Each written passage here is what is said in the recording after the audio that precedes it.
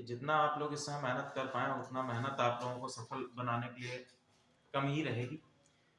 जितना भी दे पाएँ टाइम अपनी स्टडीज़ को बेहतर होगा। अभी स्कूल की बात चल रही है तो स्कूल के विषय में बता दूं कि हम लोग के पिताजी सबसे पहली बार जब मैं नवोदय से पढ़ा हुआ हूँ, जवाहर नवोदय विद्यालय से, तो मेरे पिताजी तांगे पे बिठा के मुझे ले गए थे जवाहर नवोदय विद्यालय में एडमिशन दिलाने के लिए। ये कंडीशन थी उस समय। और आज अच्छा लगता है कि जब स्कूल के समारोह में जाना होता है तो हम लोग अपनी गाड़ियों से पिताजी को बिठा के उसमें ले जाते हैं कि चलिए। तो ये अंत नहीं है, और आप लोगों के लिए भी कोई एक सीढ़ी जो होगी वो भी अंत नहीं होगी। हमेशा लाइफ में कुछ ना कुछ सीखने की ललक होनी चाहिए, करते रहने की ललक होनी चाहिए। कोई भी आपकी मंजिल नहीं। आप अगर आईएएस पीसीएस बन जाएंगे तो वो भी उसको मैं समझिएगा कि वो मेरी आखिरी मंजिल, कि ये मैं पहुंच गया, मुझे पा गया। आरओ यारो बन गए तो हाँ बस पा गए हम सब कुछ, ठीक है। अब बस फाइलें आने दो और नीचे से पैसा आने दो। ये नहीं होना चाहिए, ठीक है। चलिए हम लोग शुरू करते हैं। ये आपका करंट अफेयर्स है,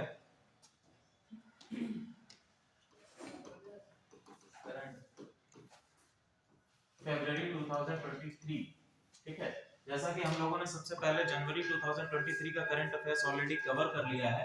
now we are going to cover current affairs of February 2023, जिसमें सबसे पहला आपका टॉपिक आज का है नेशनल न्यूज़ में। सबसे पहला टॉपिक हम लोग लेंगे फर्स्ट लिथियम भंडार, ठीक है।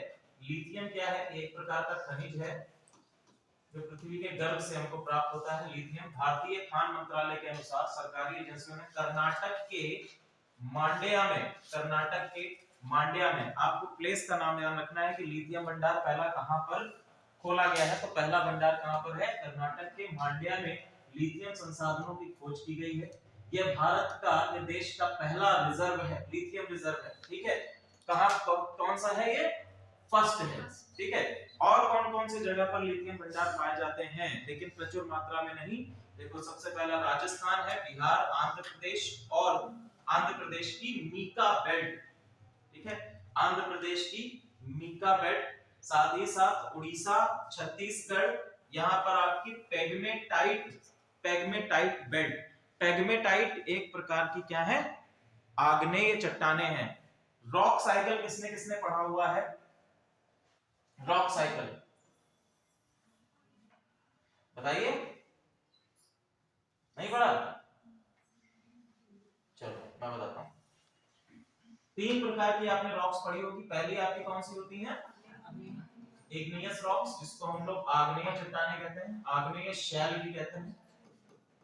आग्नेय चट्टाने, आग्नेय शैल। दूसरी आपकी होती है मेटामॉर्फिक, जिनको हम क्या कहते हैं? रूपांतरित शैल, रूपांतरित शैल। और तीसरा आपका कौन सा होता है? अवसादी चट्टाने, या जिनको हम लोग कहते हैं सेडिमेंट्री रॉक्स, सेडिमेंट्री रॉक्स, ठीक है। या जिनको हम लोग अवसादी चट्टाने, कहां रह गए थे? अवसादी चट्टाने, अवसादी शैल कहते हैं, ठीक है। अब देखो ये कभी कभी इसमें बहुत ही सिंपल, बहुत ही बेसिक क्वेश्चन पूछता है कि रॉक साइकिल के, या आपके शैल, जो आपका शैल चक्र है, शैल चक्र में सबसे पहली चट्टान कौन सी बनती है, ठीक है। तो सबसे पहली चट्टान कौन सी बनती है? आग्नेय चट्टान बनती है। फिर जब इस पे अगला चरण आता है कौन सा? मेटामॉर्फिक या रूपांतरित चट्टानें, और फिर आता है आपका सेडिमेंट्री रॉक्स। सेम चीज यहां पर कह रहा है कि ये जो आपकी पैग्मेटाइट है, पैग्मेटाइट कहां पर है? छत्तीसगढ़ और उड़ीसा में, छत्तीसगढ़ और उड़ीसा। ये किस प्रकार की चट्टान है? बहुत बेसिक क्वेश्चन आपसे पूछ सकता है कि पैग्मेटाइट किस प्रकार की चट्टान है।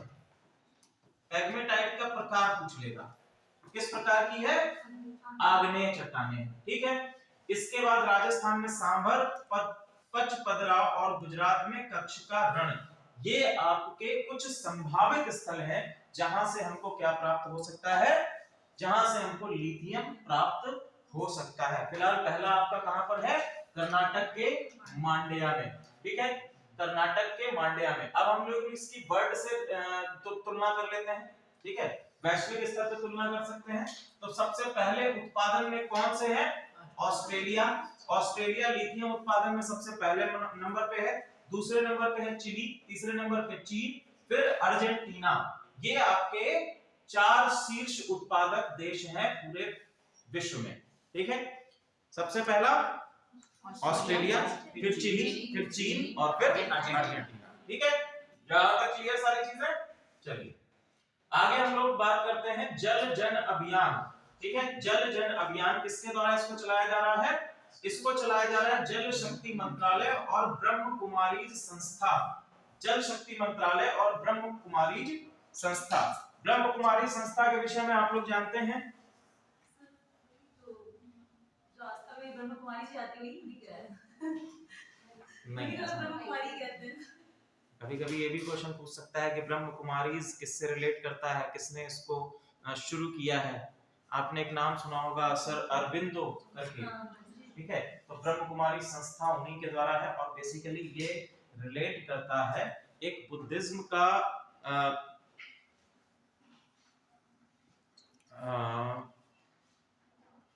चलो अभी याद आएगा बताते हैं, ऐसा लगता है पेट में होगा नहीं।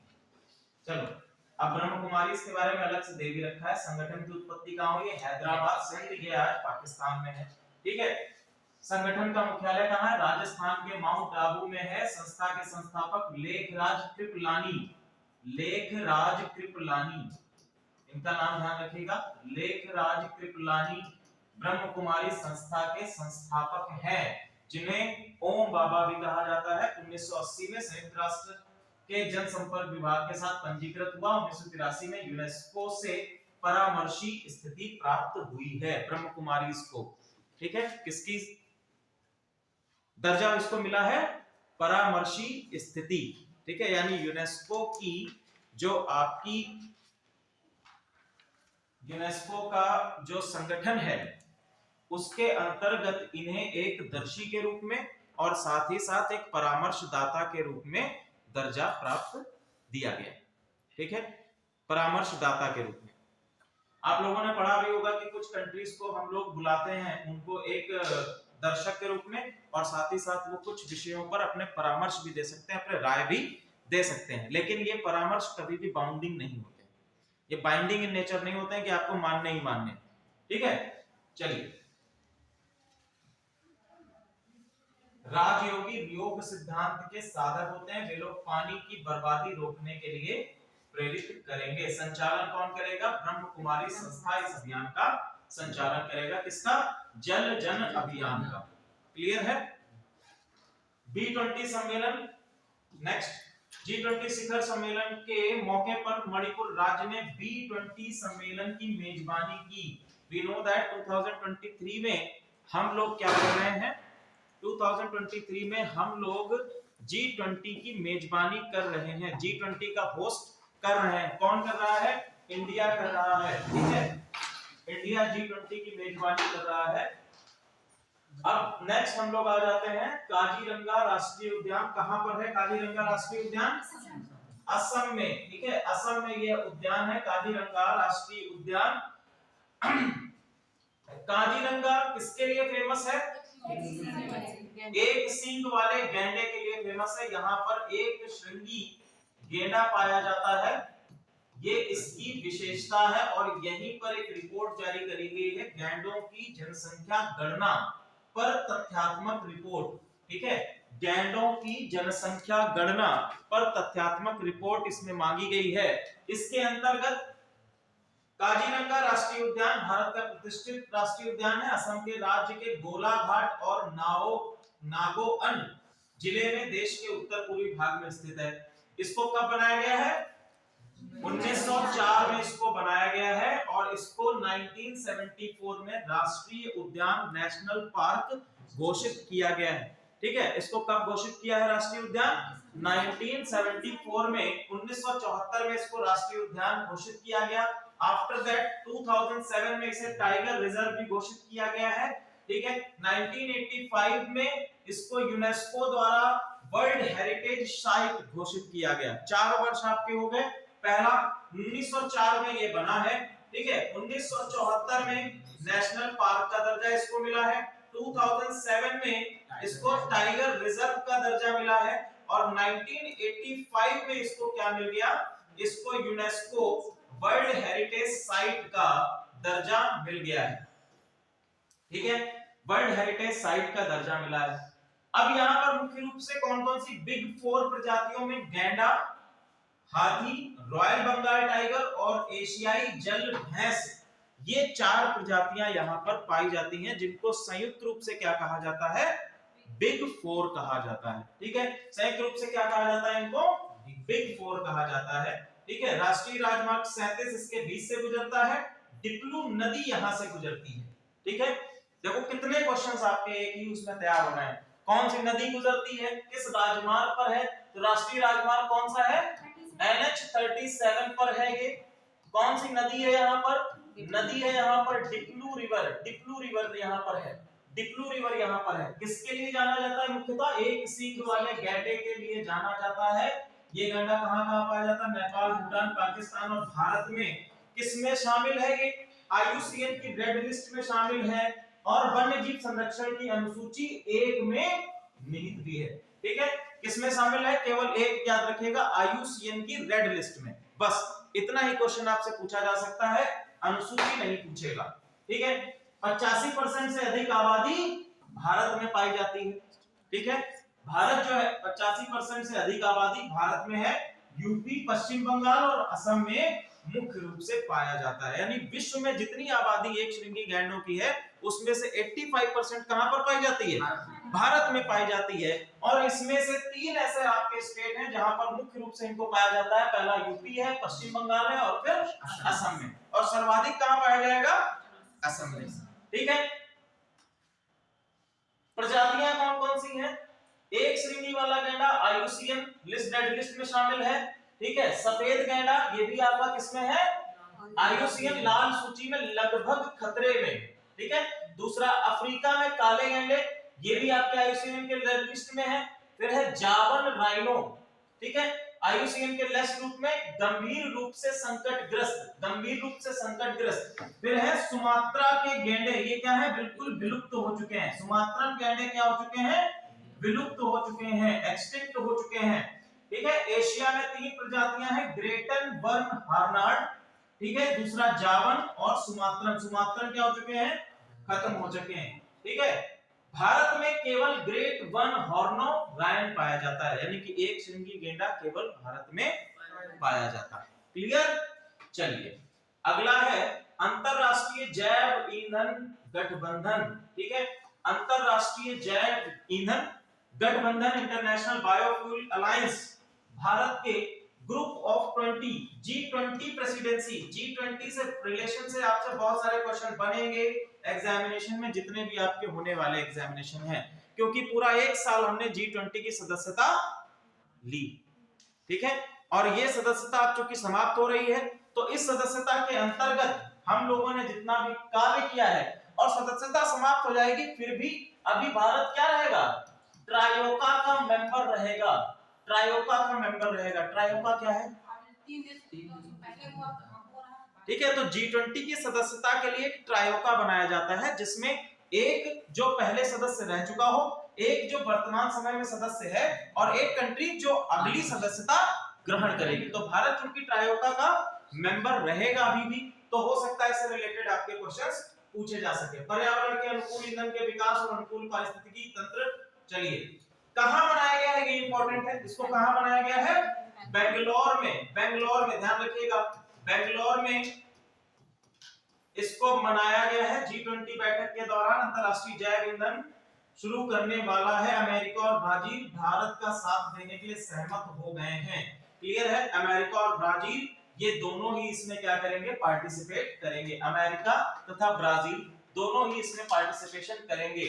भारत में 2025 तक गैसोलीन में 20% मिश्रण ऑयल, इथेनॉल ऑयल, इसको हम लोग पढ़ चुके हैं ऑलरेडी, इसको हम लोग ऑलरेडी E20 के विषय में पढ़ चुके हैं। मैंने आपको लास्ट जो हम लोगों का लेक्चर हुआ था, तो उसमें बताया था कि E10 अभी तक हम यूज कर रहे हैं अपने फ्यूल में, और आगे आने वाले समय में हम क्या करेंगे, E20 पर बेस्ड हो जाएंगे, यानी पेट्रोलियम उत्पाद जो है उसमें 20% इथेनॉल को बढ़ावा दिया जाएगा।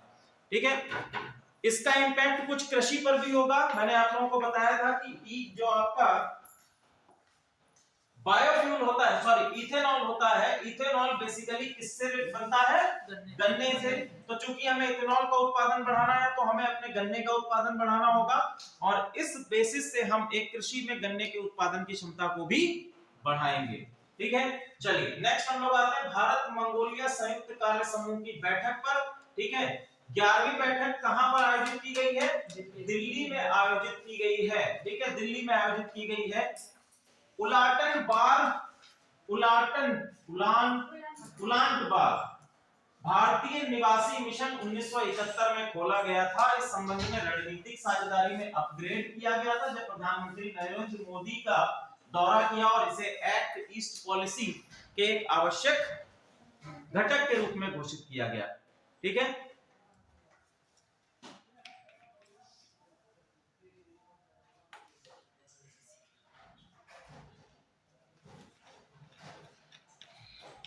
चलो ये दोनों टॉपिक बेकार, ये भी इससे भी क्वेश्चन नहीं बनेगा, इससे भी क्वेश्चन नहीं बनेगा।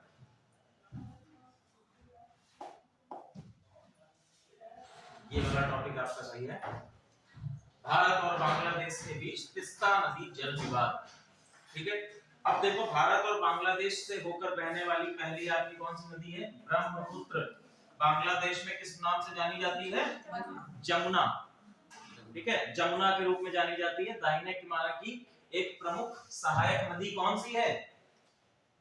ब्रह्मपुत्र की सहायक नदी ही तो है तिस्ता नदी। ठीक है, देखो ब्रह्मपुत्र नदी कहां से निकलती है? इसका उद्गम स्थल क्या है? उद्गम स्थल मानसरोवर लेक। अच्छा, एक और नदी यहां से निकलती है मानसरोवर से, वो भी आपकी इंपॉर्टेंट रिवर है। ठीक है, कौन सी है? नर्मदा। सतलज कहां? सिंधु निकलेगी, सिंधु बाद में टूटेगी, तभी तो आपका बाकी नदियों का निर्माण होगा। ठीक है, तो मानसरोवर से एक आपकी ब्रह्मपुत्र हो गई, दूसरी आपकी हो गई सिंधु रिवर। ठीक है, और सिंधु रिवर की सहायक नदियों में सतलज है। ठीक है, सिंधु रिवर की सहायक नदियों में सतलज है, और सतलज और घग्गर के बीच में पहले एक रिवर हुआ करती थी, कौन सी?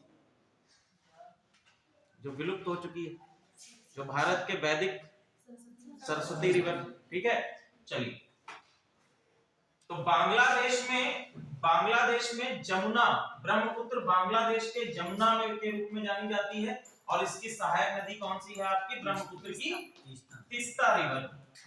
ठीक है, और आप ये जानते हैं कि वाटर के लिए हमेशा कोई ना कोई विवाद आपका रहता है, चाहे सिंधु नदी के जल के लिए भारत पाकिस्तान का विवाद हो, या फिर आप दक्षिण में अगर चले जाएं तो दक्षिण में आपका कर्नाटक और तमिलनाडु के बीच में जो कावेरी नदी को लेकर विवाद है। ठीक है, या फिर यहाँ पर जो आप तिस्ता रिवर के विवाद को देख रहे हैं। अब देखो पहला चीज तो ये हो गया कि तिस्ता नदी क्या है? ब्रह्मपुत्र की सहायक नदी है। दूसरा, हिमालय में सिक्किम में तोसो लामा झील के पास से निकलती है और बांग्लादेश में प्रवेश करने से पहले पश्चिम बंगाल से होकर दक्षिण की ओर बहती है। तो इसका उद्गम स्थल क्या है? सोलहामो झील। ठीक है, सोलहामो झील इसका क्या है? उद्गम स्थल है। किसका? तिस्ता रिवर का। ठीक है, तिस्ता रिवर का। फिर बांग्लादेश में प्रवेश करने से पहले ये कहां जाती है? पश्चिम बंगाल में जाती है, फिर दक्षिण की ओर बहते हुए बांग्लादेश में बहती है। स्रोत क्या है? पाहुरनी ग्लेशियर, खाकसे ग्लेशियर और छोलमाहो झील को भी तिस्ता का स्रोत माना जाता है। ठीक है, नदी बेसिन का प्रमुख भाग भारत में स्थित है और इसका 17% भाग कहां पर है? बांग्लादेश में। 17% बांग्लादेश में है, बाकी सभी कहां पर है? इसका एनकैचमेंट एरिया आपको मिलेगा किसमें? भारत में मिलेगा। गंगा और मेघना के मिलने के बाद बंगाल की खाड़ी में बहने से पहले नदी बांग्लादेश में ब्रह्मपुत्र में मिलती है। तिस्ता पर दो आपके प्रमुख बराज हैं, पहला गाजोल डोबा, पश्चिम बंगाल, भारत। ठीक है, नाम इसका देख लीजिए, दो प्रमुख बराज हैं, पहला आपका है गाजोल डोबा। ये आपसे क्वेश्चन बन सकता है, गाजोल डोबा बराज कहां पर स्थित है या किस नदी पर स्थित है? तो ये किस पर स्थित है? तिस्ता रिवर पर स्थित है। ठीक है, तीस्ता रिवर की सहायक नदियां कौन कौन सी हैं?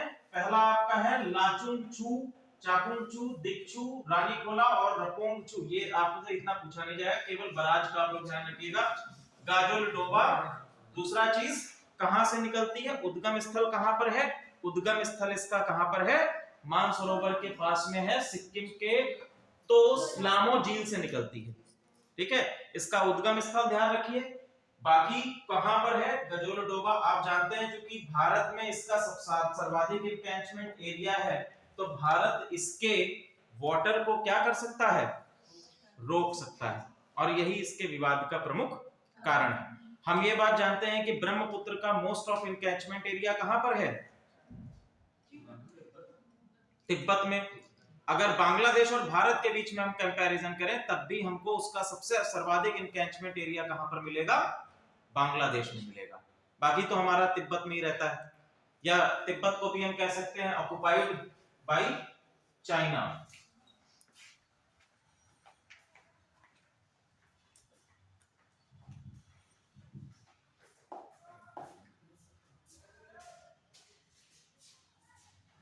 चलिए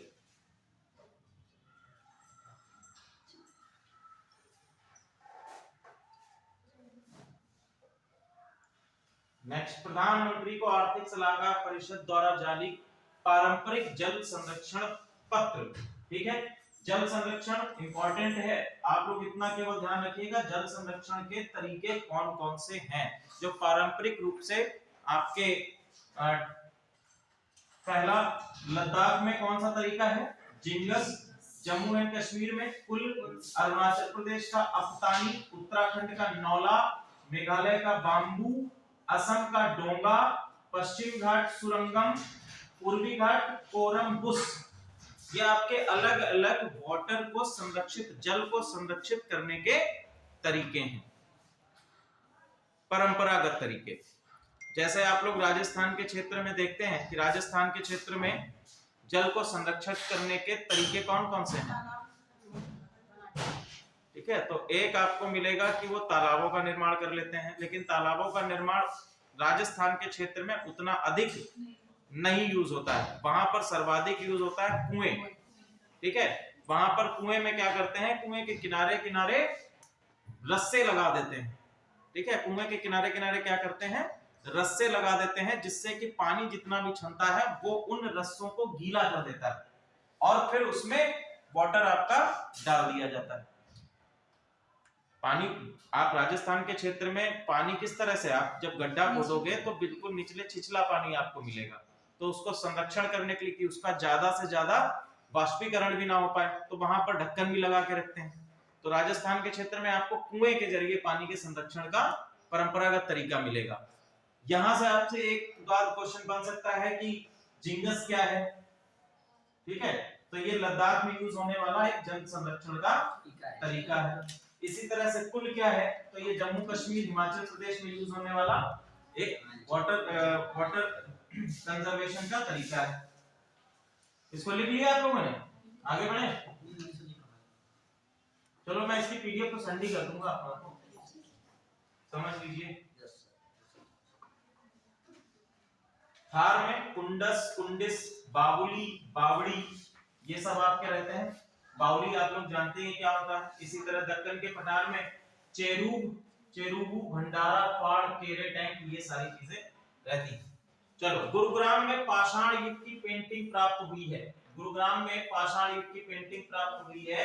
सोहना के टेथर गांव के बादशाहपुर क्षेत्र में पत्थर की नक्काशी की खोज की गई है। ये बहुत ही इंपॉर्टेंट है, ये आपके आर्ट एंड कल्चर और साथ ही साथ जितना हमारा नवीन खोजें होती हैं हिस्टोरिकल एस्पेक्ट में, उनसे आपसे रिलेटेड ये क्वेश्चंस बनते हैं। चलिए, आर्कियोलॉजिकल सोर्स कहां से प्राप्त हुआ है? राखी गढ़ी, हरियाणा में राखी गढ़ी भारतीय उपमहाद्वीप में सबसे बड़ा हड़प्पा स्थल है। ठीक है, राखी गढ़ी के विषय में आप लोग जानते ही हैं। राखी गढ़ी, हाँ, मिट्टी के हल का प्रारूप मिला है। ठीक है, चावल के साक्ष्य मिले हैं। चावल के साक्ष्य और कहां से मिले हैं? सिंधु घाटी सभ्यता में कोहडीवा। और कहां से मिले हैं?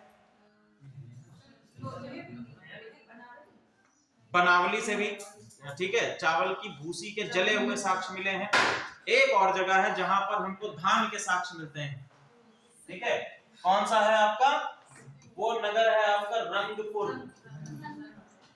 ठीक है, रंगपुर से भी हमको क्या मिलते हैं, चावल के साक्ष्य मिलते हैं। चावल के साक्ष्य इतने मिल रहे हैं, लेकिन आपको क्या पता है, सिंधु घाटी सभ्यता में चावल एक प्राथमिक फसल थी ही नहीं। ठीक है, चावल के साक्ष्य हमको इतनी जगह से मिलते हैं, लेकिन हिस्टोरियंस कभी भी सिंधु घाटी सभ्यता में चावल के यूज को प्रारंभिक रूप से नहीं देखते हैं, नहीं मानते हैं। ठीक है, तो इसकी सबसे सिंधु घाटी सभ्यता की प्राथमिक फसल क्या थी, जौ, जिसको क्या कहा जाता था, यव। ठीक है, चलो, राखी गढ़ी में भारतीय उपमहाद्वीप का सबसे बड़ा हड़प्पा स्थल है। अब देखो ये क्या कहा गया, सबसे बड़ा हड़प्पा स्थल राखी गढ़ी है। अगर हम लोग क्वेश्चन को पलट दें और ऐसे कहें कि सिंधु घाटी सभ्यता का सबसे बड़ा स्थल कौन सा है, मोहनजोदड़ो या हड़प्पा, दोनों में से कौन, मोहनजोदड़ो। तो यहाँ पर आपका क्या क्वेश्चन बन रहा है, ये पूछ रहा है भारतीय उपमहाद्वीप में कि हमारा जो मेन लैंड है, हमारा जो मेन लैंड है, जब हम लोग देखते हैं,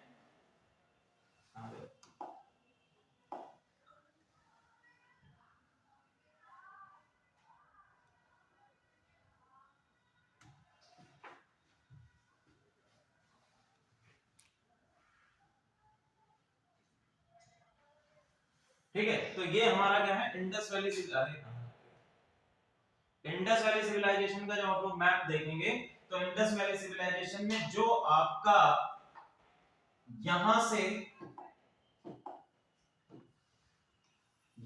जो आपका मिलेगा, ये बाकी तो हमारा चला गया बाहर, अब तो ये बंटवारा हो गया, तो कहां चला गया, पाकिस्तान में चला गया। और ये वाला क्षेत्र क्या है, ये हम लोग कहते हैं कि भारतीय उपमहाद्वीप। ठीक है, तो अब आपसे पूछ रहा है भारतीय उपमहाद्वीप में कौन सा आपका स्थल है। ठीक है, तो आपका राखी गढ़ी ये आपका सबसे बड़ा स्थल है।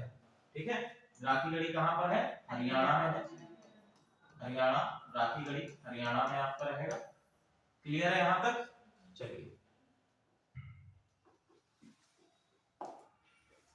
आगे हम लोग बढ़ते हैं। भू विरासत और भू अवशेष संरक्षण के रखरखाव विधेयक, इससे नहीं कोई लेना देना। हाँ, ये आपका एक लिख लीजिए, ऑपरेशन दोस्त। ठीक है, ऑपरेशन दोस्त, इससे रिलेटेड आपका क्वेश्चन बन सकता है, किसके लिए है, भारत की तरफ से चलाया गया। तुर्की में भूकंप आने के बाद भारत की ओर से ऑपरेशन दोस्त चलाया गया है, ऑपरेशन दोस्त। नेक्स्ट,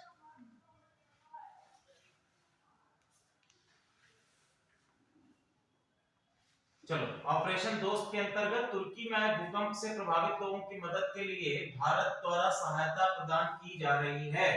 किसके जरिए, वायुसेना के C-17 ग्लोब मास्टर विमान को इसमें लगाया गया है। किसको लगाया गया है, ग्लोब मास्टर विमान को लगाया गया है। दवाएं, राहत सामग्री, एनडीआरएफ की टीमें, कहां से हो रहा है, हिंडन एयर बेस से इसको शुरू किया जा रहा है। Hindon air base Ghaziabad UP में स्थित है। यह एशिया का सबसे बड़ा हवाई अड्डा है। ठीक है, यह एशिया का सबसे बड़ा हवाई अड्डा है। कौन सा, हिंडन एयरबेस एशिया का सबसे बड़ा हवाई अड्डा है। चलिए नेक्स्ट हम लोग बात करते हैं 5 वर्षों में हिरासत में हुई मौतें, इनसे कोई मतलब नहीं है।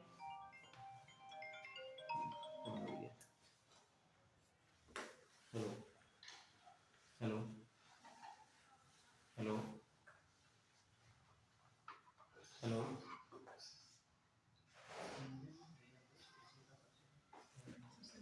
क्या कह रहे हैं, देखो उस तरीके से जब आप लोग डोमेस्टिक हवाई अड्डा पूछेगा, इसमें कंफ्यूज मत होना। ठीक है, एक आपके होते हैं घरेलू हवाई अड्डे, घरेलू या हम लोग कहते हैं जिनको डोमेस्टिक, जैसे दिल्ली का इंदिरा गांधी, ठीक है, इंदिरा गांधी इंटरनेशनल एयरपोर्ट।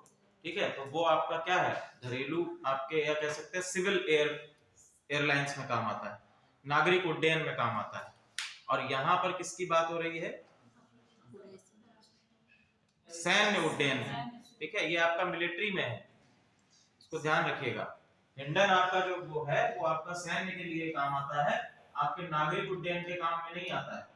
अगर हम लोग नागरिक उड्डयन की बात करें तो नागरिक उड्डयन में सबसे बड़ा, भारत का सबसे बड़ा एयरपोर्ट कौन सा है?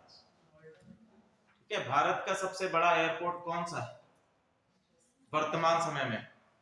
वर्तमान समय में भारत का सबसे बड़ा एयरपोर्ट है मुंबई का, ठीक है। और अब जो निर्माणाधीन है वो है आपका जेवर का, जेवर दिल्ली, दिल्ली ये वाला जेवर नहीं पहनने वाला, ये जो है जब आप लोग नोएडा से जस्ट पहले एक जगह पड़ती है जेवर, तो वहां पर आपका एक नया हवाई अड्डा बन रहा है, एयरपोर्ट बन रहा है, वो आपका सबसे बड़ा हवाई अड्डा बनेगा भारत का। चलिए आगे हम लोग बात करते हैं दिल्ली मुंबई एक्सप्रेस वे, ठीक है। 1386 किलोमीटर की लंबाई के साथ भारत का सबसे लंबा एक्सप्रेस वे होगा, ये न्यूज बासी हो चुकी है, ठीक है। हालांकि लेकिन इसको ध्यान रखिएगा, भारत का सबसे लंबा एक्सप्रेस वे कौन सा होगा? ये न्यूज बासी हो चुकी, कह तो रहा हूं, ठीक है। भारत का सबसे लंबा एयर जो आपका एक्सप्रेस वे बनेगा वो है आपका कश्मीर से कन्याकुमारी का, कश्मीर से कहां तक? कन्याकुमारी तक आपका सबसे लंबा एक्सप्रेसवे बनाया जाएगा। इसकी लंबाई कितनी है? इसकी लंबाई लगभग 3000 के आसपास है, 3000। कल इस न्यूज को मैं पढ़ रहा था, योजना आप लोग उठाएंगे तो योजना में इस मंथ की योजना आई है, उसमें ये आपका फैक्ट दिया गया है, ठीक है। हाँ, तो ये आपका सबसे लंबा एयरवेज होगा, सॉरी सबसे लंबा एक्सप्रेसवे होगा। नेक्स्ट, प्रधानमंत्री पीवीटीजी विकास मिशन, इसको भी कोई मतलब नहीं है।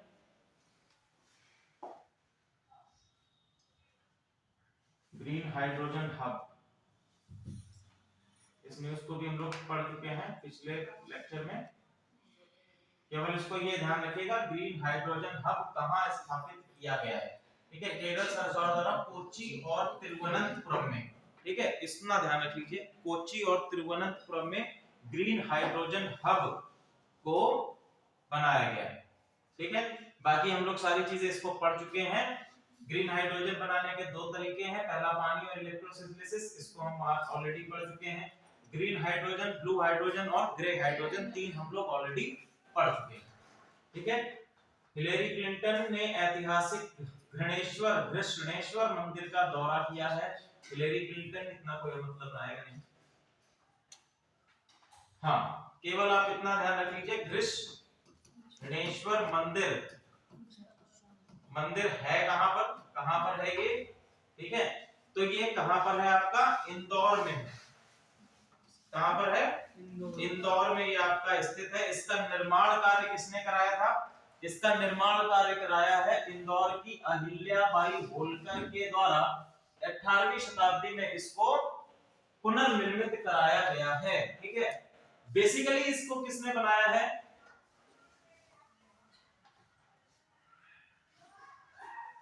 दिल्ली सल्तनत द्वारा मंत्री की संरचना को नष्ट कर दिया गया था। बेसिकली इसको बनाया किसने है? नहीं दिखा है। चलिए,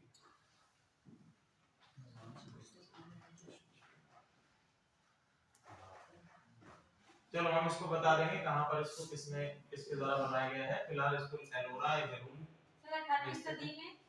18वीं शताब्दी में इसका पुनर्निर्माण कराया गया है अहिल्याबाई होलकर के द्वारा। पुनर्निर्माण, ठीक है, पुनर्निर्माण मतलब कि फिर से बनवाना, ठीक है। दिल्ली सल्तनत के टाइम पर इसको तोड़ दिया गया था और तब से 18वीं शताब्दी में इसको पुनर्निर्माण कराया गया है। अब ये किस पर आधारित है? मराठा मंदिर की स्थापत्य शैली पर आधारित है। चलिए,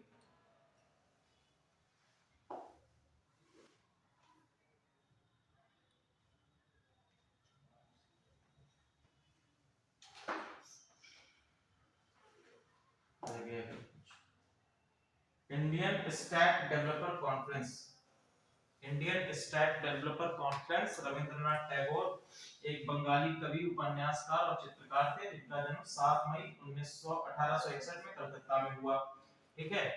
उनके गुरुदेव कबीर गुरु और विश्व काबी, ये तीनों लिख लीजिए। ठीक है, इसको पूछा जा सकता है।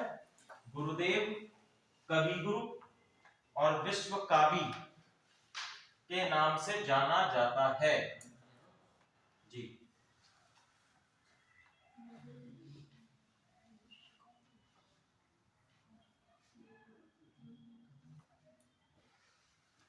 फिर लिखो विश्व भारती विद्यालय, विश्व भारती विश्वविद्यालय, विश्वविद्यालय, विश्व भारती विश्वविद्यालय विश्व के पहले जीवित विरासत विश्वविद्यालय का गौरव प्राप्त करने के लिए जल्द ही यूनेस्को से विरासत टैग प्राप्त होगा।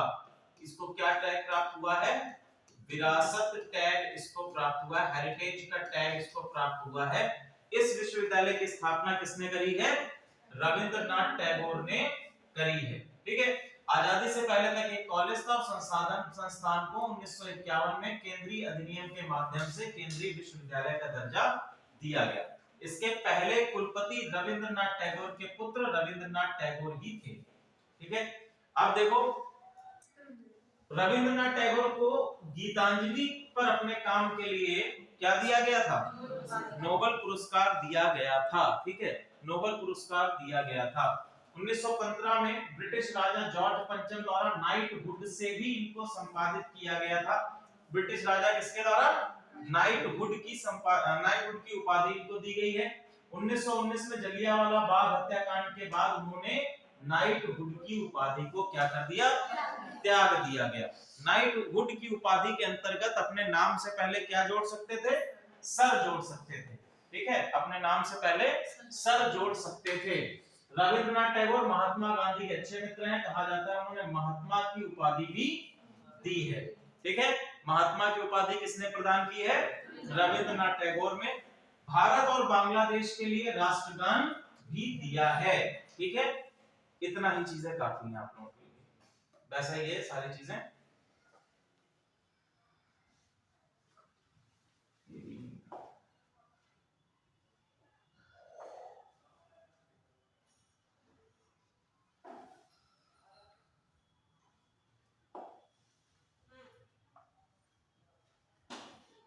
इसको लिख लीजिए भाषिणी। हाँ, भाषिणी। भाषिणी, भाषिणी क्या है? स्थानीय भाषा अनुवाद मिशन है जिसका उद्देश्य उपलब्ध तकनीक का प्रयोग करके विभिन्न भारतीय भाषाओं के बीच की दूरी को कम करना है।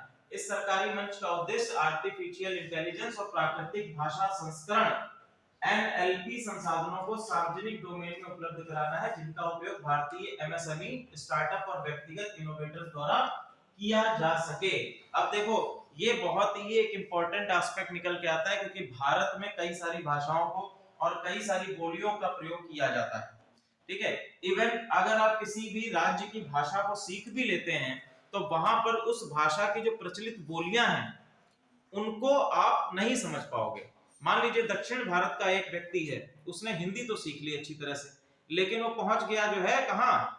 पूर्वांचल के क्षेत्र में, और पूर्वांचल के क्षेत्र में वहां तो भोजपुरी बोली जा रही है।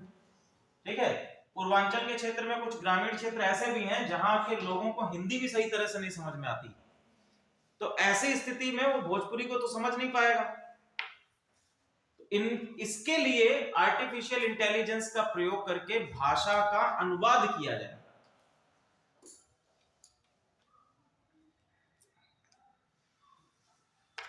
और इसके लिए मिशन कौन सा है?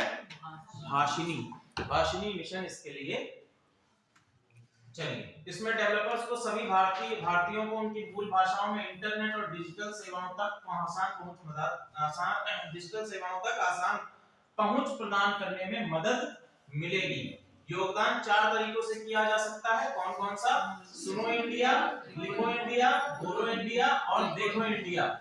जहां उपयोगकर्ता को वह टाइप करना होता है जो वे सुनते हैं और दूसरे द्वारा लिखे गए टेक्स्ट को मान्य करना होता है। 4 आपके आयाम हैं, सुनो इंडिया, लिखो इंडिया, बोलो इंडिया और देखो इंडिया। क्लियर है? भाषिणी ये आपका इंपॉर्टेंट है। फिर आ गए पूर्वी राजस्थान नहर परियोजना और पार्वती काली सिंध चंबल नदी लिंक। ठीक है, राजस्थान का क्षेत्र आप लोग जानते हैं वाटर की हमेशा ही प्रॉब्लम रहती है। क्यों रहती है? क्यों रहती है? क्योंकि हाँ, क्योंकि यहाँ ठीक है, अरावली पहाड़ी के कारण यहाँ तक मानसून नहीं पहुंच पाता है। ठीक है, अरावली की पहाड़ी जो कहां से कहां शुरू होती है, आपकी गुजरात में शुरू होती है। ठीक है, गुजरात से शुरू, गुजरात के काठियावाड़ रीजन से शुरू होती है और इसका अंतिम पॉइंट कहां पर है? दिल्ली में है। इसको क्या कहते हैं? रायसीना हिल्स।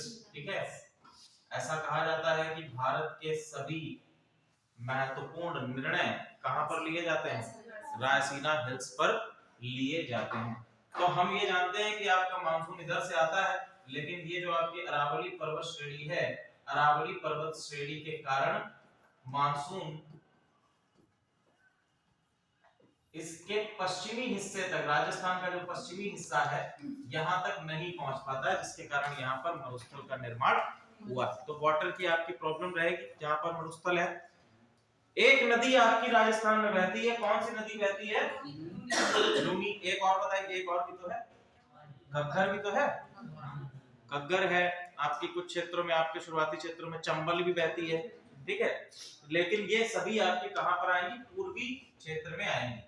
एक प्राचीन नदी है सरस्वती नदी, वो भी आपकी यहाँ पर बहा करती थी, लेकिन अब वो पूरी तरह से विलुप्त हो चुकी है।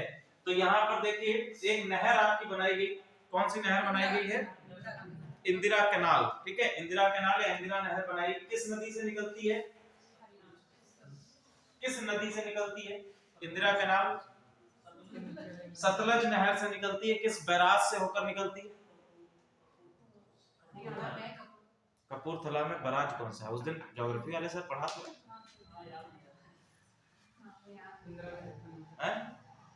हरीके बताया था, हरीके बैराज। ठीक है, कहां से निकलती है? हरीके बैराज, कपूरथला के पास है आपका हरीके बैराज, वहां से आपकी ये इंदिरा कैनाल निकलती है, ध्यान रखिएगा। चलो हम लोग बात करते हैं पूर्वी राजस्थान नहर परियोजना और पार्वती काली सिंध चंबल लिंक को मर्ज करने के लिए एक मेगा परियोजना का प्रस्ताव दिया गया है। अब देखो पूछेगा आपसे कि पूर्वी जो आपका ईआरसीपी है, इसके अंतर्गत कौन सी नदियों को मर्ज किया जाएगा? इसमें पार्वती, काली सिंध और चंबल नदी को लिंक किया जाएगा। ठीक है, दक्षिणी राजस्थान में बरसात के मौसम में उपलब्ध अतिरिक्त पानी का संचयन करना और राज्य के पानी की कमी वाले दक्षिण पूर्वी जिलों में इसका प्रयोग करना है। कौन कौन से शामिल जिले हैं? झालवाड़ है, बाराकोटा, बूंदी, सवाई माधोपुर, अजमेर, टीक, जयपुर, करौली, अलवर, भरतपुर, दौसा और धौलपुर। ये सभी आपके पूर्वी राजस्थान के डिस्ट्रिक्ट्स हैं। ठीक है, कहां के डिस्ट्रिक्ट्स हैं? पूर्वी राजस्थान के डिस्ट्रिक्ट्स हैं। राज्य के जल निकायों में केवल चंबल नदी बेसिन में अतिरिक्त पानी है, लेकिन इस पानी का सीधे दोहन नहीं किया जा सकता, क्योंकि कोटा बराज के आसपास के क्षेत्र को मगरमच्छ अभयारण्य के रूप में नामित किया गया है। यानी कि जो आपका चंबल नदी है, वही एक ऐसी रिवर है जिसमें कि आपका अतिरिक्त वाटर है, लेकिन अगर हम इनको लिंक कर देंगे तो लिंक करने के बाद क्या होगा? चंबल नदी का पानी अन्य नदियों तथा अन्य नहरों में क्या होगा? स्प्रेड हो जाएगा, मिल जाएगा। लेकिन समस्या ये आती है कि आपका जो कोटा बैराज है, इसको मगरमच्छ अभयारण्य के रूप में घोषित किया गया है। ठीक है, तो ऐसी स्थिति में जो आपका मगरमच्छ अभयारण्य है, उसके लिए प्रॉब्लमेटिक सिचुएशन क्रिएट हो सकती है। इन दैट केस इन परियोजना में पानी के चैनलों का नेटवर्क बनाने के लिए diversion structure, intrabasin water transfer, linking channel और पंपिंग मुख्य फीडर चैनल बनाने के सहित सभी घटक होंगे। ठीक है, चलिए परियोजना को 2017 में अनुमोदित किया गया था, जल शक्ति मंत्रालय के अंतर्गत है, इसका नोडल एजेंसी जल शक्ति मंत्रालय है, ध्यान रखिएगा। नेक्स्ट आप लोग काले हिरण की आबादी 3 गुना, काले हिरण जिसको हम लोग ब्लैक बक भी कहते हैं, सलमान खान का प्रिय जानवर। ठीक है, ओडिशा के गंजम जिले में काले हिरण की आबादी 3 गुना बढ़ गई है। ठीक है, तो आपसे ये तो पूछेगा नहीं कि इसकी कब बढ़ गई, कितनी बढ़ गई। ठीक है, तो इसमें पूछेगा क्या कि ब्लैक बक कहां-कहां पाया जाता है, कौन-कौन से ऐसे क्षेत्र हैं जहां पर पाया जाता है। ठीक है, तो कहां-कहां पर पाया जाता है? गिर राष्ट्रीय नेशनल पार्क, कैमूर वन्यजीव अभयारण्य बिहार, कान्हा राष्ट्रीय उद्यान मध्य प्रदेश, रणथंभौर राष्ट्रीय उद्यान राजस्थान, रानी वेलूर ब्लैक बर्ड अभयारण्य और बल्लामुड़ू वन्यजीव अभयारण्य, इन सभी क्षेत्रों में आपके काले हिरण पाए जाते हैं। ठीक है, अब देखिए सुरक्षा की स्थिति को हम लोग बात करें तो सुरक्षा स्थिति के अनुसार ये 1972 की अनुसूची 1 में है। ठीक है, आयुष्मान की स्थिति कम से कम चिंता की स्थिति में है, यानी कि अभी क्या है, कम से कम चिंता की स्थिति में रहेगा।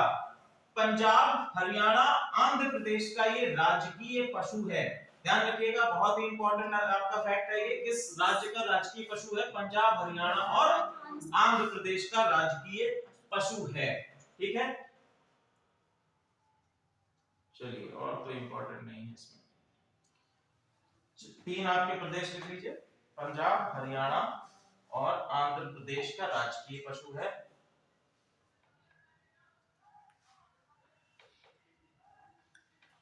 नेक्स्ट है अपतानी जनजाति। अपतानी जनजाति, अपतानी जनजाति कहां पर रहती है, पूर्वी हिमालय में रहने वाली जनजाति है। चकल और धान की खेती, चकल और धन की खेती एक साथ करती है, एकीकृत कृषि का ये कार्य किया है। ठीक है, कहां पर बेसिकली है ये, अरुणाचल प्रदेश के जीरो वैली में, अरुणाचल प्रदेश के जीरो वैली में। हेलो, यही जीआईसी क्लास ले रहा हूं।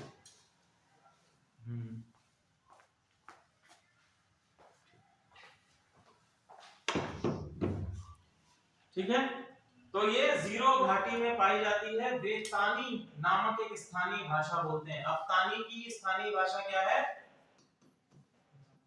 स्थानीय भाषा, इनकी स्थानीय भाषा क्या है, तानी नामक स्थानीय भाषा ये बोलते हैं। ठीक है, वे लोग द्री, मायोको, यापुंग और मुरुंग जैसे त्योहार मनाते हैं। त्योहार भी इनके लिख लीजिएगा, द्री, मायोको, यापुंग और मुरुंग, यापुंग और मुरुंग, ये सभी आपके क्या मनाते हैं, त्योहार इनके द्वारा मनाए जाते हैं। क्लियर है, द्री को भरपूर फसल और सभी मानव जाति की समृद्धि के लिए प्रार्थना के साथ मनाया जाता है, और मायो का आधुनिक मित्रता दिवस के समान दोस्ती का जश्न मनाता है। ठीक है, इनके त्योहारों को ध्यान रखिएगा, ये आपसे पूछे जा सकते हैं। अरुणाचल प्रदेश के पहाड़ी इलाकों में एकीकृत चावल मछली की खेती भी करते हैं। ठीक है,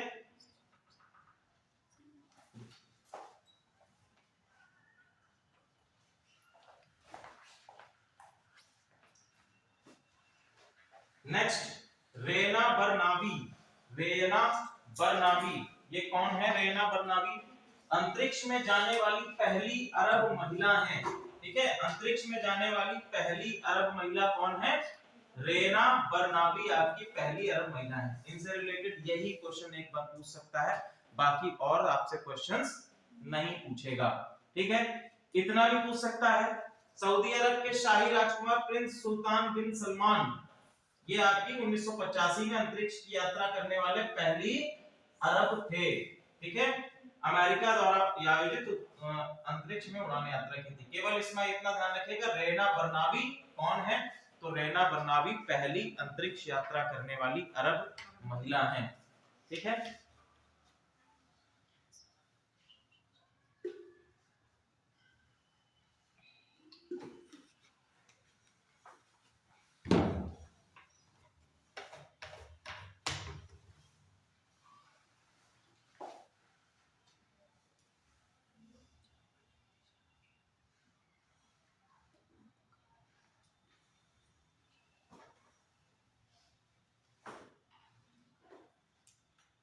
देखिए फसल उत्पादन का जो है ये भी आपका इंपॉर्टेंट है, लेकिन किस वर्ष का पूछा जाएगा, 2022-23 का नहीं पूछा जाएगा।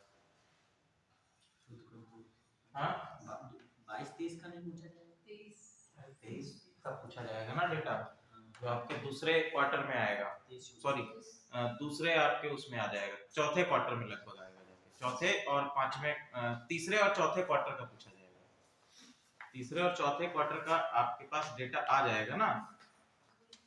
अरे जब आप जीडीपी काउंट करते हो तो जीडीपी आप क्वार्टर वाइज काउंट करते हो ना, फर्स्ट क्वार्टर, सेकंड क्वार्टर, ठीक है, थर्ड क्वार्टर, फोर्थ क्वार्टर, इन 4 क्वार्टर्स में आपकी जीडीपी निकल जाती है, 3-3 महीने का उसमें रहता है, ठीक है। तो आपसे जो एग्जामिनेशन में पूछेगा वो बेसिकली पूछेगा थर्ड और फोर्थ क्वार्टर के डेटा, ठीक है।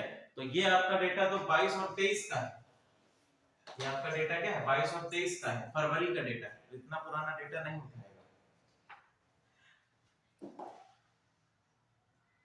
नेक्स्ट आ जाइए, कंबाला कोंडा वन्य जीव अभयारण्य। कंबाला कोंडा, तो ऐसी चीजें पढ़ने का मतलब क्या है कि जो ना पूछा जाए, वो पुराना डेटा है, आप उस डेटा के बेसिस पर टिक लगा दो तो उसमें जो है काम आपके वो आएगा नहीं और क्वेश्चन और गलत हो जाएगा। तो उन चीजों को हम छोड़ते हुए चल रहे हैं जिन पे डेटा नया रिलीज होता रहता है, ठीक है। कुछ चीजें होती हैं आपकी कंसेप्चुअल, तो कंसेप्चुअल चीजें वही रहती हैं, वो फिर चाहे कितना भी पुराना हो जाए। अब जो हुमायूं का पिता है वो बाबर ही रहेगा, वो तो बदलेगा नहीं, वो कंसेप्चुअल चीजें हैं। या पानीपत के युद्ध में जो चीजें हुई वो एज इट इज रहेंगी, बदलेंगी तो है नहीं। जहां पर आपका सिंधु घाटी सभ्यता की साइट्स हैं वो ऑलरेडी वहीं रहेंगी, बदलेगी तो है, और मिल सकती है, आगे और मिल सकती है, उनकी खोज की जा सकती है, लेकिन जो वर्तमान समय में खोजी जा चुकी है उनसे रिलेटेड नहीं रहता है। तो जो कंसेप्चुअल चीजें हैं वो तो वही रहेंगी जो चल रहा है। बाकी जो आपके इकोनॉमी से रिलेटेड या एग्रीकल्चर से रिलेटेड या जीडीपी से रिलेटेड, नेशनल इनकम से रिलेटेड जो डेटा आते हैं वो क्वार्टर वाइज आते हैं, तो उनमें आपसे क्वार्टर वाइज पूछ सकता है। या जो आपके इंडेक्सेस आते हैं, इंडेक्सेस, कई सारे इंडेक्सेस आते हैं, अभी जैसे एमएसपी से रिलेटेड क्वेश्चंस भी आपके आरओआर में बनेंगे कि बताइए 2023 में एमएसपी चावल पर कितनी रखी गई थी, सॉरी धान पर कितनी रखी गई थी, या गेहूं की एमएसपी कितनी होती, या आपसे एक पूछ देगा कि जौ या बाजरा की एमएसपी कितनी थी। यूपीएससी, यूपी पीसीएस जो है इस तरह के क्वेश्चन उठाता है अभी, लेकिन 2 सालों से पीसीएस में इस तरह का क्वेश्चन नहीं आ रहा है, नहीं तो हर साल एक क्वेश्चन आपका बाजरा या जौ या तिलहन या किसी भी एक फसल पे एमएसपी का क्वेश्चन पूछ लेता था। एमएसपी मतलब मिनिमम सपोर्ट प्राइस, न्यूनतम समर्थन मूल्य जो सरकार किसी एक फसल पर प्रोवाइड करती है, ठीक है, जिसपे कोई भी किसान मंडी में जाकर उसी पर्टिकुलर दाम पर अपने फसल को बेच सकता है, ठीक है, उसको कहते हैं एमएसपी। चलिए आपका है कंबाला कोंडा वन्यजीव अभयारण्य, कहां पर है कंबाला कोंडा वन्यजीव अभयारण्य? आंध्र प्रदेश के पास विशाखापट्टनम के पास स्थित एक जंगल है। ये किस प्रकार का है? उष्ण कटिबंधीय पर्णपाती वन है, उष्ण कटिबंधीय पर्णपाती वन है जिसमें झाड़ी और घास के मैदान के साथ साथ मिश्रित रचना के वृक्षों की छतरी है। यह पश्चिम में सिंहाचलम पहाड़ी श्रृंखला और उत्तर पूर्व में गंभीरम जलाशय से घिरा हुआ है। अब ये बताइए उष्ण कटिबंधीय पर्णपाती वन क्या होते हैं? उष्ण कटिबंधीय पर्णपाती वनों की विशेषता क्या होती है? मान लीजिए 2 कथन आपको दे दिए गए कि उष्ण कटिबंधीय पर्णपाती वन वार्षिक रूप से अपने पत्तियों को गिरा देते हैं, या दूसरा आपसे बोल दिया गया कि उष्ण कटिबंधीय पर्णपाती वन मुख्यतः दलदली इलाकों में पाए जाते हैं, या यहाँ पर की जो भूमि होती है वो दलदली होती है, ठीक है। तो पहला आपका, ठीक है, दूसरा आपका गलत है। तो दलदली आपकी भूमि किस प्रकार के वनों में पाए जाते हैं? मैंग्रोव वनों में पाए जाते हैं, ठीक है।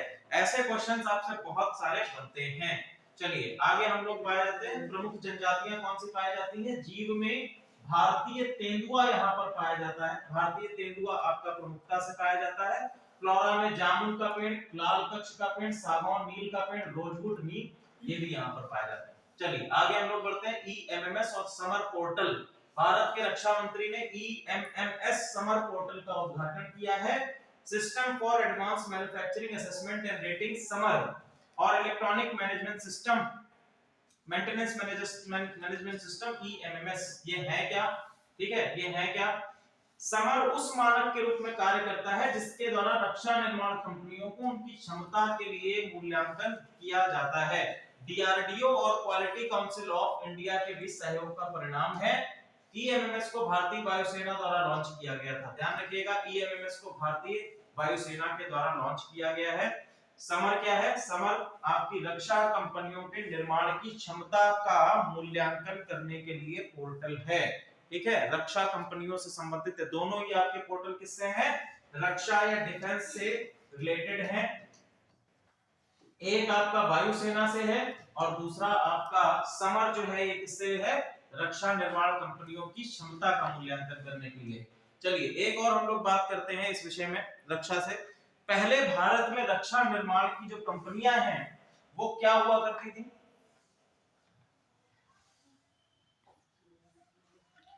रक्षा निर्माण की जो अभी तक हमारे पास रक्षा निर्माण की वो है आपके ऑर्डिनेंस फैक्ट्रीज। ठीक है, अभी तक क्या था हमारे पास? ऑर्डिनेंस फैक्ट्रीज थी। तो जितने भी आपके रक्षा संबंधी निर्माण कार्य हुआ करते थे वो केवल और केवल ये ऑर्डिनेंस फैक्ट्रीज ही करती थी। जैसे एक आपका जबलपुर में है, जबलपुर में काहे की ऑर्डिनेंस फैक्ट्री? व्हीकल निर्माण की। तो जितने भी व्हीकल्स हैं वो सभी कहां बनते हैं? जबलपुर में बनते हैं। जितने भी आपके सेना के व्हीकल्स हैं वो सभी जबलपुर में बनते हैं। बगल में आपके शाहजहांपुर है, शाहजहांपुर में कौन सी फैक्ट्री है ऑर्डिनेंस की? शाहजहांपुर में ऑर्डिनेंस क्लोथिंग फैक्ट्री है। ठीक है, ओसीएफ जिसको कहा जाता है। ठीक है, अब वो क्या करती है? जितने भी आपके कपड़ों का निर्माण होता है वो सभी कहां होता है? शाहजहांपुर में, ओसीएफ में होता है। लेकिन अभी सरकार ने क्या किया कुछ सालों से कि इस कार्य में कुछ निजी कंपनियों को भी शामिल कर लिया कि ये तो हम करेंगे लेकिन कुछ निजी कंपनियों को भी हम रक्षा निर्माण से संबंधित कार्यों को देंगे। अब चूंकि निजी कंपनियों को दिया जा रहा है तो उनका मूल्यांकन भी आवश्यक है कि उनकी क्वालिटी किस प्रकार की रहेगी, उसका भी मूल्यांकन करना आवश्यक है। तो उसके लिए हम लोगों ने क्या किया है? समर और आपके ईएमएमएस पोर्टल लॉन्च किए हैं। ठीक है, चलिए आगे हम लोग आते हैं। Khalistan tiger force, Jammu Kashmir Ghaznavi force, ये सारी चीजें तो बेकार है, इनसे कोई मतलब नहीं, ये क्वेश्चन पूछे नहीं जाएंगे। नेक्स्ट है तमिल ब्राह्मी लिपि। चलिए तमिल ब्राह्मी लिपि भारत में ये कहां से हमको प्राप्त हुई है? पहली चीज कीलाड़ी में ये हमको प्राप्त हुई है। ठीक है, कीलाड़ी आपका कहां पर है? तमिलनाडु में स्थित है। यहां से हमको एक तमिल ब्राह्मी लिपि का प्रारूप प्राप्त हुआ है। ये हमारे लिए कोई नई बात नहीं है। क्यों नई बात नहीं है?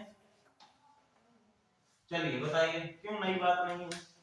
अगर हम कहें कि हमको ब्राह्मी लिपि जो है बेसिकली कहां पर यूज की जाती है?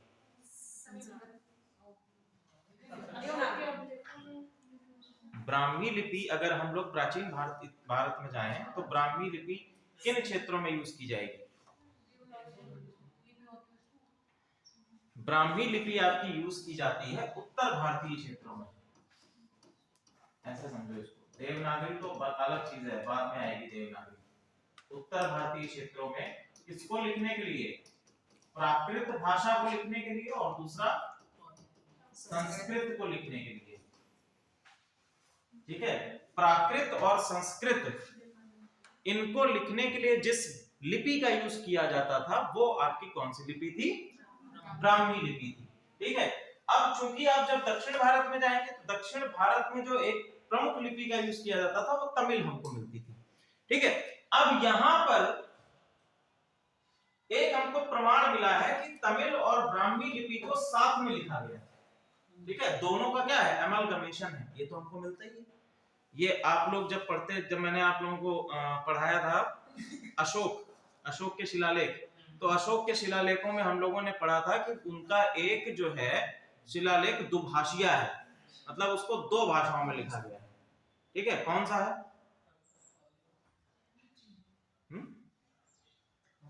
चलिए, दुभाषिया लेख उनका है ईरान के साइड में हमको प्राप्त होता है, अफगानिस्तान ईरान के बॉर्डर पर प्राप्त होता है। वो आपका क्या है? दुभाषिया है। उसमें दो भाषाओं का प्रयोग किया गया। पहला एक आपकी प्राकृत भाषा का प्रयोग किया, एक आपकी अरामाइक भाषा का। ठीक है, अरामाइक खरोष्टी उसमें दोनों हमको मिलती है। चलिए, तो ये बेसिकली किसमें है? ये आपका है संगम युग आपने पढ़ा होगा, संगम युग आपने पढ़ा होगा, संगम काल पढ़ा होगा। संगम काल में हमने ये देखा कि भारत, उत्तर भारत की संस्कृति या उत्तर भारत का साहित्य अमलगमेट होता है तमिल साहित्य के साथ में। आपको 3 संगम काउंसिल्स भी मिलते हैं। कितनी संगम काउंसिल्स हुई हैं संगम युग में? 3 संगम काउंसिल्स हुई हैं, और इन तीनों ही संगम काउंसिल्स में अलग अलग प्रकार के साहित्यों का निर्माण किया गया। कौन से साहित्य हैं?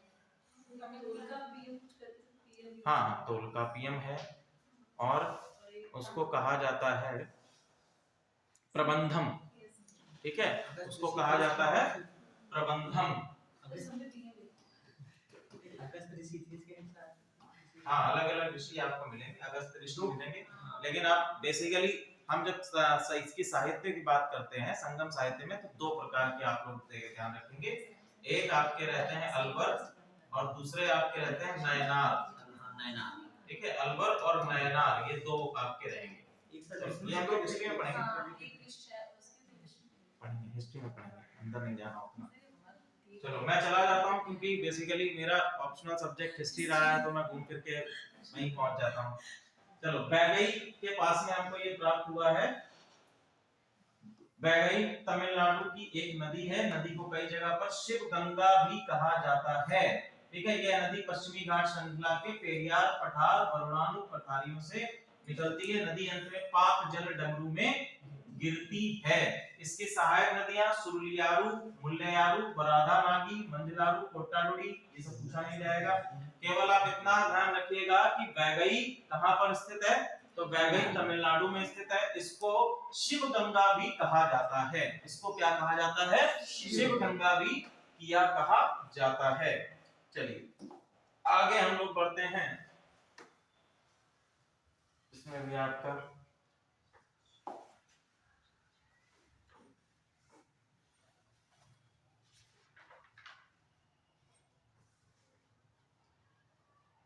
मिशन शक्ति की वर्तमान स्थिति, केरल में संयुक्त राष्ट्र महिला के साथ समझौता, भारत में पहली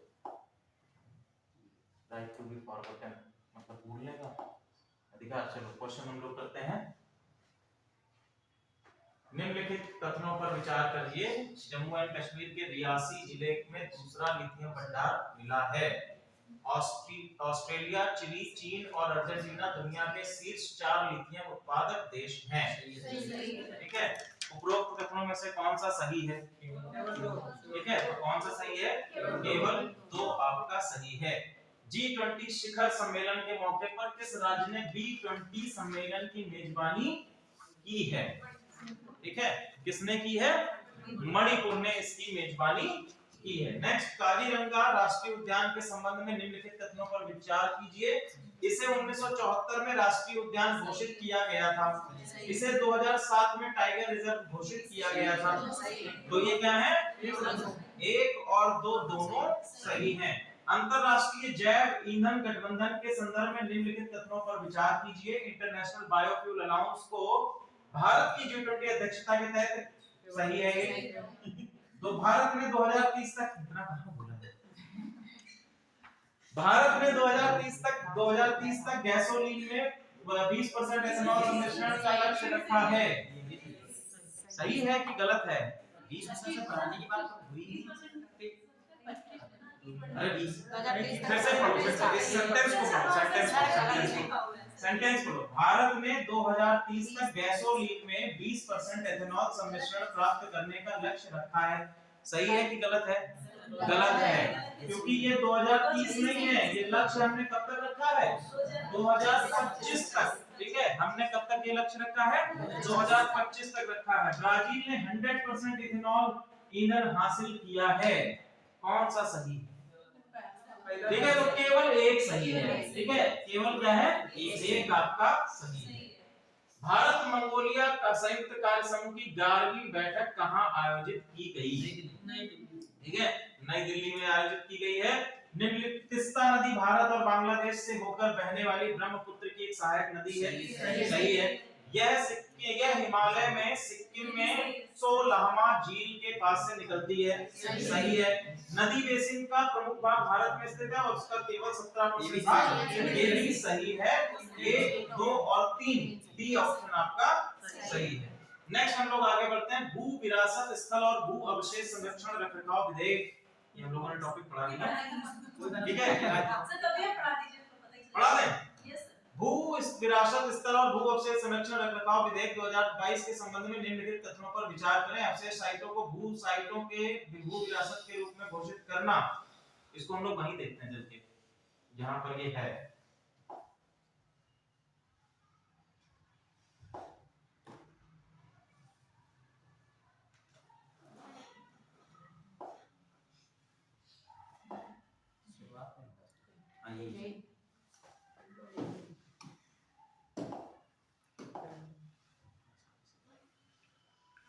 चलो भू विरासत स्थल और भू अवशेष संरक्षण और रखरखाव विधेयक 2022, इसमें क्या कहा गया है? यह विधेयक भारतीय भू वैज्ञानिक सर्वेक्षण जीएसआई की शक्तियों से संबंधित है। नेक्स्ट, भू अवशेष साइटों को भू विरासत के रूप में घोषित करना इसका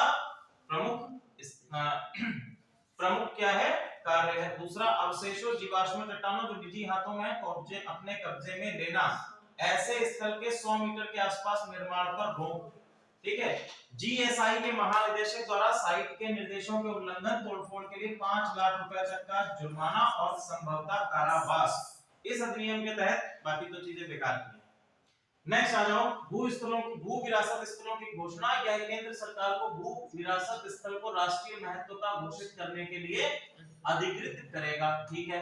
यह भूमि अधिग्रहण, पुनर्वास और पुनर्स्थापना अधिनियम 2013 में उचित मुआवजे और पारदर्शिता के अधिकार के प्रावधानों के तहत होगा, ठीक है। 2013 का जो प्रावधान है, जिसको आप लोग कभी-कभी पढ़ते हैं क्या, LAAR, लॉ के नाम से, land acquisition and rehabilitation act, ठीक है, जिसके अंतर्गत क्या-क्या प्रावधान है कि जो भूमि आपसे ली जाएगी उस भूमि का मुआवजा, दुगना मुआवजा, मार्केट रेट जो उस भूमि का होगा उसका दुगना मुआवजा आपको दिया जाएगा, और जितनी भूमि आपसे ली जाएगी उतनी ही भूमि किसी और अन्य स्थान पर आपको भी प्रदान की जाएगी। इसके साथ साथ यदि आपका भवन 2 मंजिला या 3 मंजिला बना हुआ है तो उसके लिए भी आपको उतना ही भवन बनाने के लिए पैसा भी दिया जाएगा, और साथ ही साथ अगर आपका भवन, आपको जमीन किसी ऐसे रिहायशी इलाके में दी जा रही है तो उसके लिए सरकार बाकायदा मैप पास करके भी देगी कि आप 3 मंजिला इमारत बना सकते हो, क्योंकि 3 मंजिला इमारत आपकी तोड़ी गई है, ठीक है। तो ये इसके अंतर्गत रहेगा। चलो अब हम लोग चलते हैं अपने क्वेश्चन पे।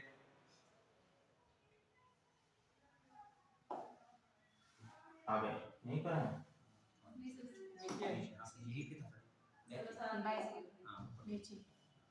हाँ, आप देखिए, भू अवशेष साइटों को भू विरासत के रूप में घोषित करना, सही है। ऐसे स्थल के 200 मीटर, ये कितना है, 100 मीटर है, साइटों के निर्देशों के उल्लंघन तोड़फोड़ के लिए रुपए 3 लाख गलत है, ये तो अभी हम लोग चर्चा करते हैं, ठीक है। तो कौन कौन सा सही है? केवल इसमें पहला सही है, केवल एक, ठीक है। हाल ही में तुर्की में भूकंप से प्रभावित लोगों के लिए कौन सा ऑपरेशन दोस्त चलाया गया है? ऑपरेशन दोस्त चलाया गया है। उसमें पहले, हाँ क्या है, उसमें पहले पे टिक कर दिए, सबसे ऊपर वाले। हाँ तो कर तो दिया। इसमें चलो, निम्नलिखित में से कौन सा राज्य 5 वर्षों में हिरासत में मौतों की सूची में सबसे ऊपर है? चलो इसको भी देख लेते हैं। मौतों की सूची में सबसे ऊपर कौन है? जितने टॉपिक थे उससे हर टॉपिक से क्वेश्चन है ना, जो हम लोगों ने टॉपिक छोड़ दिए हैं उससे भी है। तो सबसे ऊपर भैया कौन है इसमें? महाराष्ट्र, गुजरात, ठीक है। 5 वर्षों में हिरासत में 80 मौतें, गुजरात सूची में सबसे ऊपर। सबसे ऊपर कौन है? गुजरात है। महाराष्ट्र 76 के साथ दूसरे स्थान पर है। महाराष्ट्र किस स्थान पर है? दूसरे स्थान पर है। बस इसमें इतना ही काफी है, ठीक है।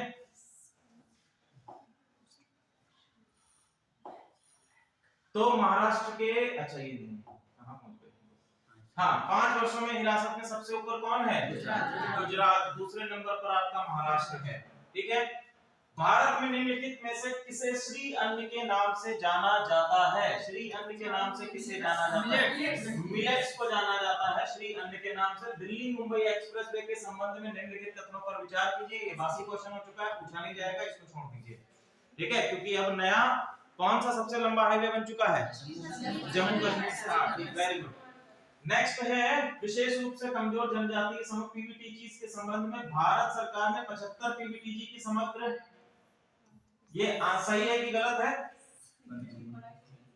ये आपका सही है।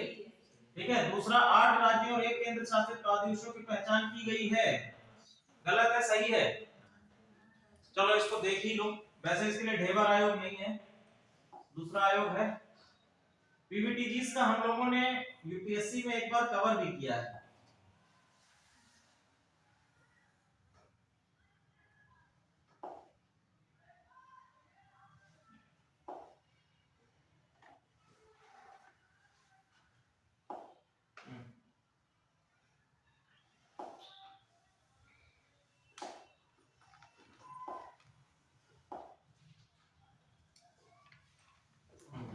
प्रधानमंत्री पीवीटीजी विकास मिशन, देखो 75 है इसमें। 75 विशेष रूप से समग्र तथा सामाजिक आर्थिक स्थितियों में सुधार करने पर भारत में 2011 की जनगणना के अनुसार जनसंख्या की आबादी, जनजातीय आबादी कुल कितनी है? 8.6%। ये आपका फैक्ट पूछा जा सकता है जनजातीय आबादी के संदर्भ में। पीवीटीजीस क्या है? जनजातीय समुदाय है जिनकी आबादी घट रही है। साक्षरता का निम्न स्तर है, प्रौद्योगिकी का पूर्व कृषि स्तर और आर्थिक रूप से जो पिछड़े हैं। इसमें 18 राज्यों और 1 केंद्र शासित प्रदेश में आदिवासियों के 75 समूहों की पहचान की गई है। क्लियर है? इसमें से अधिकांश समूह में शैक्षिक आर्थिक प्रगति का महत्वपूर्ण स्तर शामिल नहीं किया गया। ये तो खैर अलग चीज है। 1973 में ढेबर आयोग ने आदिम जनजातीय समूह नामक एक अलग समूह बनाया जो जनजातीय समूह के बीच कम विकसित है, और 2006 में भारत सरकार ने पीटीजीस का नाम बदलकर पीवीटीजीस कर दिया है। अब हम लोग आ जाते हैं अपने क्वेश्चन पे। क्वेश्चन क्या कह रहा है?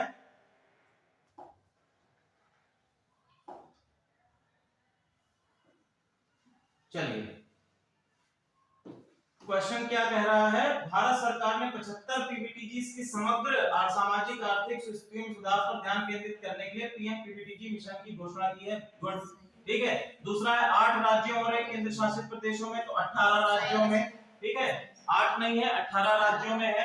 1973 में ढेबर आयोग ने आदिम जनजातीय समूह को पीटीजीस बनाया और 2016 में भारत सरकार ने पीटीजीस का नाम बदलकर पीवीटीजीस कर दिया है। ये आपका 2006 में है। ठीक है, 2016 में नहीं है, 2006 में है। ये आपका गलत है। तो पहला ही आपका सही है, केवल एक। ये आपका वहां पे मिसप्रिंट होगा, ये 2016 में ही है। क्या सर मिसप्रिंट 18 नहीं हो सकता? हाँ, मिसप्रिंट कर 2016 से 2018 आगे जाके 18 हो सकता है। एक सेकंड। क्वेश्चन नंबर क्या था?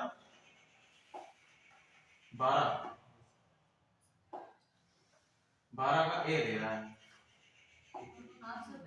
12 का ए दे रहा है, यानी ये 18 वाला मिसप्रिंट नहीं है, ये 2016 वाला यहाँ पर मिसप्रिंट है अपने उसमें। चलो मिसप्रिंट को छोड़ो, मारो गोली। 2016 सही है। ठीक है, इतना रखो। निम्नलिखित में से एशिया की सबसे बड़ी हेलीकॉप्टर निर्माण सुविधा स्थापित की जाएगी। ठीक है, कहां पर स्थापित की जाएगी? हैदराबाद, गुंटूरू, बेंगलुरु और तुमकुर। ठीक है, तो कहां पर स्थापित की जाएगी? तुमकुर में स्थापित की जाएगी। हरित हाइड्रोजन हब के संदर्भ में निम्नलिखित तथ्यों पर विचार कीजिए। कोच्चि में केंद्र सरकार द्वारा ग्रीन हाइड्रोजन हब स्थापित किया जाएगा। यह भौगोलिक क्षेत्र जहां हाइड्रोजन संयंत्र बनाने के लिए हाइड्रोजन उत्पादन पर काम करने वाली कंपनियां एक साथ आती हैं, हाइड्रोजन घाटी कहलाती है। भारत सरकार का लक्ष्य 2030 तक 5 मिलियन टन ग्रीन हाइड्रोजन का उत्पादन करना है। तो थर्ड वाला ऑप्शन क्या कह रहा है? 5 मिलियन टन का उत्पादन करना है। उत्पादन करने की क्षमता हासिल करनी है। ठीक है, उत्पादन करने की क्षमता हासिल करनी है, ये आपका कथन गलत है। कभी कभी इसमें ये लोग मान लेते हैं, ठीक है, कभी कभी ऐसा जब आता है, जब हम लोग किसी उसको मिशन को पढ़ते हैं या किसी सरकार की योजना को पढ़ते हैं, तो सरकार कहती है कि हम उतनी क्षमता हासिल करेंगे, लेकिन कभी कभी जो आपका आयोग है वो कह देता है कि हम इतना करेंगे, और उसी के अकॉर्डिंग जो है वो क्वेश्चन को भी आंसर मान लेता है। चलो देखते हैं इसका आंसर क्या है। 14 का डी, 1, 2 और 3, ये तीनों को सही मान रहा है, ठीक है। तो इसने क्या मान लिया है, 5 मिलियन टन ग्रीन हाइड्रोजन का उत्पादन करना है, ठीक है। इसने क्या मान लिया है, इसको मान लिया। वैसे अगर हम लोग उस तरीके से देखें तो सरकार का जो मिशन है, सरकार की जो योजना है, उसके अंतर्गत ये कहा गया है कि हम 2030 तक 5 मिलियन मीट्रिक टन हाइड्रोजन उत्पादन की क्षमता को हासिल कर लेंगे, ठीक है। इसमें क्षमता शब्द अगर जुड़ जाता तो और ये क्वेश्चन बेटर हो जाता। चलिए आज की क्लास में इतना ही, नेक्स्ट क्लास में हम लोग इससे आगे बढ़ेंगे, जो भी चीजें हम लोग कर पाएंगे। हाँ भेज देंगे, डोंट वरी।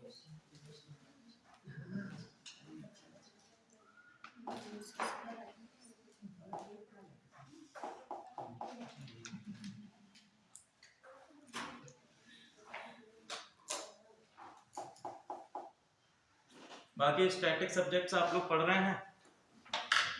सर जी आप क्लासेस आपने कहा था 2 हफ्ते में बदल जाएंगी। हाँ बदल जाएंगे, यहाँ से वहाँ। हाँ बदल जाएंगे, उसके लिए परेशान मत हो।